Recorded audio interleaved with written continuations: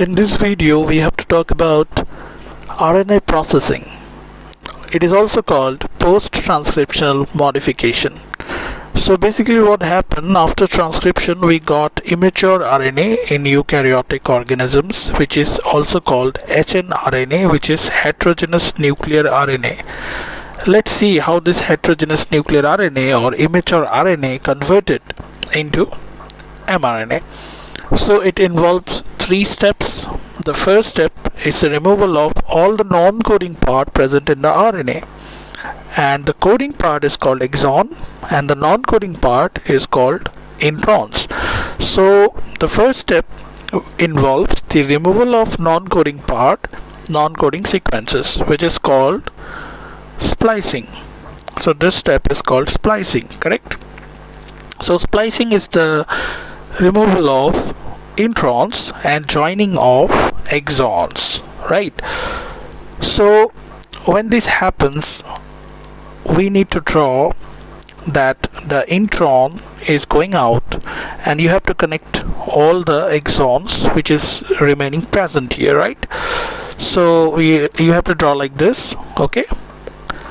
And then we have to go to the next step, which is called capping. So the second step is called capping. Capping is the addition of methyl group at 5' end, right, at the first nucleotide which is present there, guanosine. First nucleoside which is present there, that is guanosine. So methyl group is added, okay, at 5' end at first nucleotide, right? So how will you draw? So you have to draw first the previous diagram, and then in front at 5' end you need to draw we have to draw a guanosine, and its 5th position you need to add methyl group, right?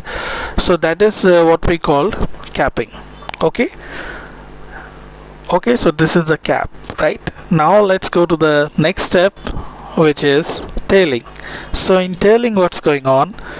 There is the addition of poly A sequence, that is polyadenine sequence at 3' end of this RNA, right? It is done by an enzyme which is called poly A polymerase, right? Poly A polymerase. So this enzyme will add all the A sequences at 3' end, right? And the 5' end is already occupied by a cap.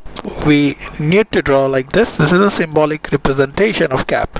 Now here you need to draw poly A sequence. So this is your mature RNA, and this is how this process is completed.